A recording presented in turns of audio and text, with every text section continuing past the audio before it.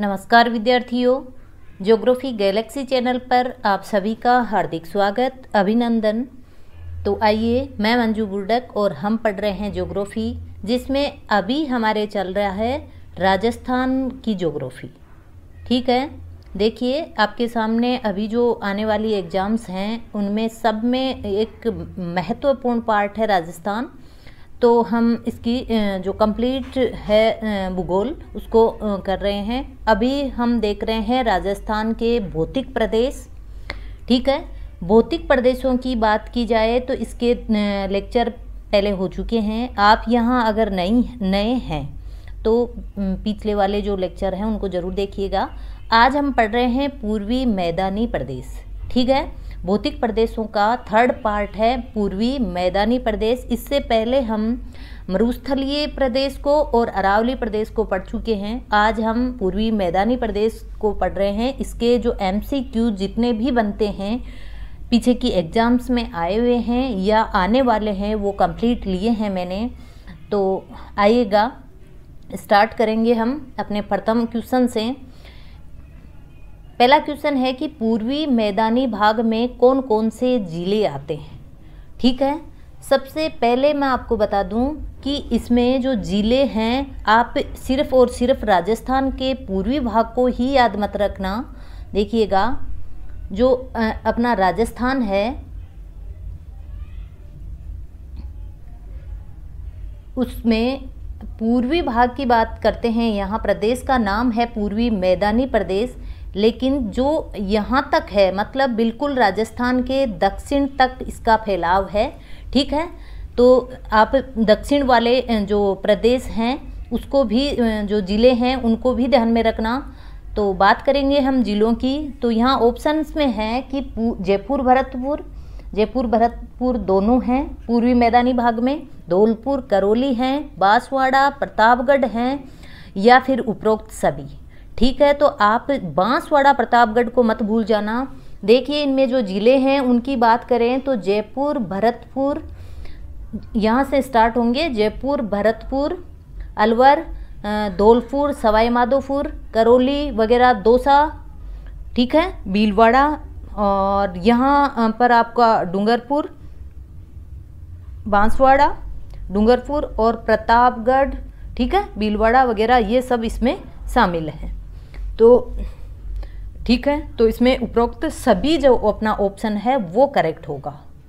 पूर्वी मैदानी भाग में पूर्वी जो प्रदेश है यानी पूर्व का जो राजस्थान का पार्ट है वो तो है ही है, बाकी दक्षिण के भी ज़िले हैं उनका भी जो कुछ भाग है वो पूर्वी मैदानी भाग में आता है। जैसे कि बांसवाड़ा, प्रतापगढ़, डूंगरपुर का भी कुछ एरिया है जो कि पूर्वी मैदानी प्रदेश में शामिल होता है।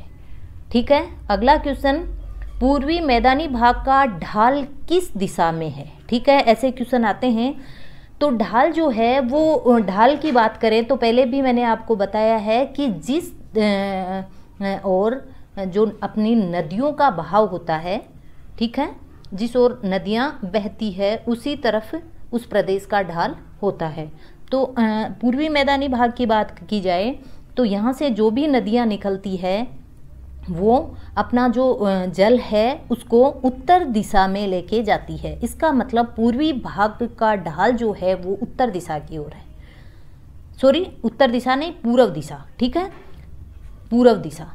आपको पता ही है कि बनास, ये सब भेड़च, ये सब इकट्ठी होकर पूर्व दिशा में यमुना नदी में मिल रही है, चंबल में मिल रही है, चंबल जो है यमुना में मिल रही है पूर्व दिशा में जाकर। तो पूर्वी मैदानी भाग का जो ढाल है वो पूर्व दिशा में है। ठीक है, अब बात करेंगे हम अगले क्वेश्चन की। अगला क्वेश्चन है कि पूर्वी मैदानी भाग में राज्य की लगभग कितनी प्रतिशत जनसंख्या निवास करती है। ऐसे क्वेश्चन आपको बहुत अच्छे से देख लेना है। चारों जो विभाग है उनकी अलग अलग जनसंख्या के जो परसेंटेज हैं उनको याद रखना है, प्लस वो जो एरिया है उसका परसेंटेज आपको याद रखना है। तो पूर्वी मैदानी भाग की अगर हम बात करें तो यहाँ पर 23% एरिया कवर करता है ये राजस्थान का। साथ ही ये 39% जो जनसंख्या है उसको भी अपने अंदर शामिल किए हुए है। ठीक है, और साथ ही बता दूं आपको कि ये 39% मात्र 23% में है। हालांकि सबसे ज़्यादा 40% जनसंख्या मरुस्थलीय भाग में है, पश्चिम का जो मरुस्थल भाग है उसमें है, लेकिन वहाँ पर 40% होने के साथ ही जनसंख्या वो जो एरिया है वो 60% है, 61% और कुछ है, ठीक है। जबकि यहाँ पर मात्र 23% एरिया में यह है। तो जनघनत्व की बात की जाए अगर राजस्थान में, तो सबसे ज़्यादा पूर्वी मैदानी भाग में हो जाएगा। इसके कुछ कारण है, यहाँ की जलवायु, यहाँ की जो मिट्टी, जल वगैरह सब चीज़ों को देखकर यहाँ पर जो जनसंख्या का प्रतिशत है वो सबसे अधिक है, ठीक है। तो यहाँ पर पूछा गया है हमें प्रतिशत जनसंख्या, तो प्रतिशत जनसंख्या के लिए अपना डी जो ऑप्शन है वो करेक्ट हो जाएगा, ठीक है। अगला क्वेश्चन है, इस प्रदेश में राज्य का कितना प्रतिशत, कितना क्षेत्रफल सम्मिलित है, ठीक है, जो कि अभी हम देख चुके। यहाँ जो एरिया है वो 23% है, ठीक है। अब बात की जाए अगले क्वेश्चन की, उसमें पूछा गया है कि पूर्वी मैदानी भाग की जलवायु कैसी है, ठीक है। आपको चारों के चारों जो विभाग है उनकी जलवायु अच्छे से देखना है। यहाँ जो लास्ट के 3 हैं, अरावली प्रदेश, पूर्वी उत्तरी प्रदेश और जो दक्षिण पूर्वी प्रदेश है, पठारी प्रदेश है, उसकी ये जो हैं वो थोड़ा मिक्स हो जाते हैं, तो आपको अच्छे से देखना है। अभी हमने देखी थी कि अरावली प्रदेश था, उसकी उपाद्र जलवायु थी, ठीक है, उपाद्र जलवायु थी। हमने देखा था शुष्क मरुस्थलीय भाग की, वहाँ शुष्क जलवायु थी। हम देखेंगे अभी हाड़ौती के पठार वगैरह यानी दक्षिणी पूर्वी का जो राजस्थान है उस प्रदेश की बात करेंगे तो वहाँ होगी अति आर्द्र जलवायु। लेकिन अगर हम बात करें राजस्थान के पूर्वी मैदानी भाग की तो वहाँ पर आर्द्र जलवायु है, ठीक है। कौन सी जलवायु? आर्द्र जलवायु, यानी फर्स्ट वाला जो ऑप्शन है वो अपना ठीक हो जाएगा। नेक्स्ट, राजस्थान के किस भौतिक विभाग का जनसंख्या घनत्व सर्वाधिक है, ठीक है। इसकी चर्चा भी हम कर चुके हैं, यानी पूर्वी मैदानी भाग, ठीक है। नेक्स्ट, अगला क्वेश्चन है कि पूर्वी मैदानी भाग की अधिकतम जो ऊंचाई है वो किस दिशा में है, ठीक है। ऐसे क्वेश्चन थोड़ा कंफ्यूज कर देते हैं हमें कि हो सकता है जो अलवर भरतपुर वाला पार्ट होगा वो सबसे ऊंचा होगा, ऐसा नहीं है।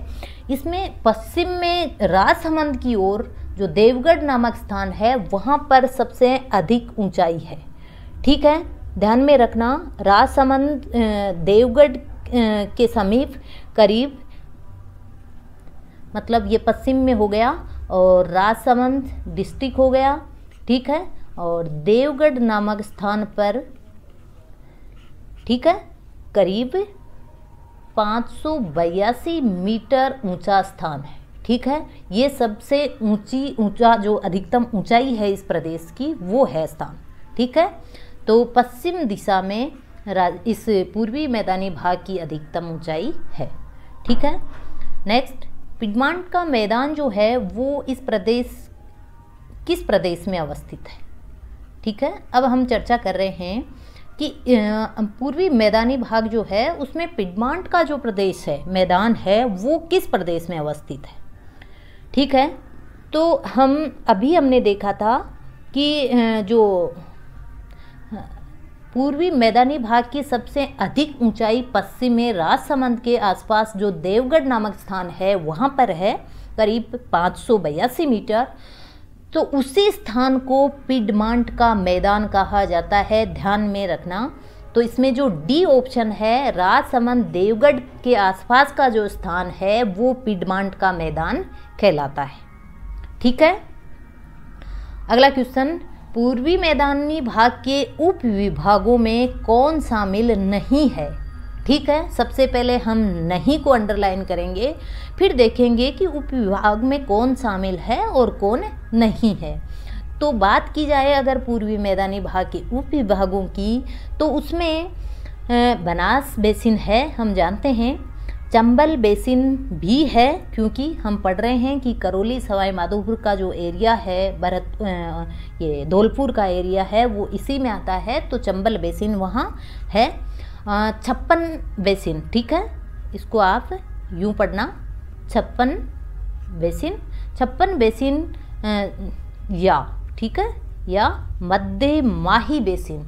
अभी हमने देखा कि बांसवाड़ा, डूंगरपुर, प्रतापगढ़ का एरिया भी पूर्वी मैदानी भाग में शामिल है, तो जो मध्य माही बेसिन है वो भी इसमें होगा। डी जो ऑप्शन है वो है लूनी बेसिन, ठीक है, जिसको हम उसमें अरावली प्रदेश में और लूनी बेसिन पढ़ चुके हैं हम पश्चिमी मरुस्थलीय प्रदेश में, वो यहाँ नहीं है, यानी इसमें डी जो ऑप्शन है वो ठीक होगा। ठीक है, अगला क्वेश्चन, वागड़ या वागवर नाम से कौन सा प्रदेश जाना जाता है? ठीक है, तो बात करें हम वागड़ प्रदेश की, ये राजस्थान का जो दक्षिण का भाग है, बांसवाड़ा डूंगरपुर के बीच का जो पार्ट है उसको वागवर कहते हैं, और साथ ही इसको वागड़, वागवर या इसको व्याघ्र घाट भी कहते हैं। ठीक है, व्याघ्र घाट भी बोलते हैं। ठीक है, इसके 2-3 नाम हैं, ध्यान में रखना। तो इसमें हो जाएगा आपका 56 का मैदान। ठीक है, बांसवाड़ा डूंगरपुर प्रतापगढ़ के आसपास का जो 56 का मैदान है उसको वागड़ प्रदेश कहा जाता है।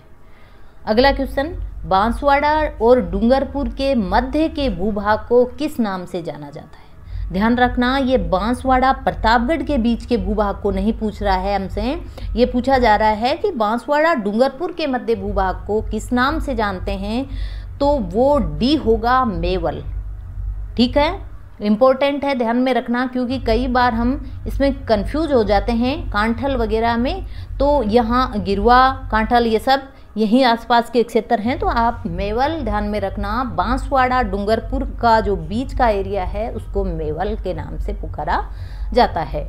अब बात आती है डांग लैंड किस का भाग है? ठीक है, किस पठार का भाग है, ध्यान रखना। एक हमने पढ़ा था, एक वो लाठी सीरीज। ठीक है, हम लाठी डांग यहाँ राजस्थान में एक ही चीज़ को बोलते हैं शायद, जो बड़ी सी लाठी होती है उसी को हम डांग कह देते हैं। ठीक है, तो लाठी सीरीज थी, वो मरुस्थलीय भाग में हमने एक जल पट्टी के रूप में पढ़ा था। ठीक है, जबकि डांग जो है, डांग लैंड किसका भाग है, तो ध्यान में रखना, ये करौली जो पठार है उसका एक पार्ट है। ठीक है, तो करौली पठार ए ऑप्शन इसमें हमारा ठीक होगा। अगला क्वेश्चन यहाँ पूछा गया है कि बनास मैदान के संदर्भ में निम्नलिखित कथनों में से सत्य कथनों को आपको छांटना है। ठीक है, बनास का जो मैदान है उसके बारे में 3-4 बातें दी गई है, देखना है इसमें से कौन सा ठीक है और कौन सा नहीं है। तो समुद्र तल से इसकी ऊंचाई 150 से 300 मीटर है। ठीक है, ध्यान रखना, बनास मैदान की जो ऊंचाई है वो 150 से 300 मीटर के लगभग है, ये बात बिल्कुल सत्य है। अगला जो ऑप्शन है वो है इसका ढाल पूर्व की ओर है। ठीक है, इसका हम जिक्र कर चुके हैं कि जो पूर्वी मैदानी भाग है इसका ढाल पूर्व की ओर है, और जैसा कि बनास के मैदान से जो नदियां बह रही है वो पूर्व की ओर अपना जल लेके जा रही है, तो ये भी सत्य है कि इसका ढाल पूर्व की ओर है। अगला ऑप्शन है कि यहाँ जलोढ़, ठीक है, यहाँ पर जलोढ़ मृदा का जमा होने के कारण कृषि के लिए ये मैदान उपयुक्त है। ठीक है, ये भी हम पढ़ते हैं कि जो बनास मैदान है वो कृषि के लिए अच्छा माना जाता है। लास्ट ऑप्शन है कि यहाँ की जो जलवायु है वो उष्ण आर्द्र है। ठीक है, आर्द्र हमने देख लिया अभी अभी कि पूर्वी मैदानी भाग की जलवायु आर्द्र है, लेकिन जैसे जैसे हम बनास मैदान में आते हैं तो वहाँ की जो जलवायु है वो आर्द्र के साथ साथ उष्ण भी है, यानी उष्ण आर्द्र वाला ऑप्शन भी ठीक है। तो इसका मतलब जो 5th ऑप्शन है उपरोक्त सभी वो ठीक हो जाएगा। ठीक है, तो आज के इस लेक्चर में मैंने इस पार्ट के कंप्लीट क्वेश्चन ले लिए हैं जो भी इम्पोर्टेंट हैं। अगर इसमें से जो भी बचेंगे वो लास्ट में हम और कर लेंगे इसके क्वेश्चंस। ठीक है, तो अगले लेक्चर में मिलेंगे। अब उसमें होगा अपना जो दक्षिण पूर्वी पठारी भाग है उस पर हम डिस्कस करेंगे।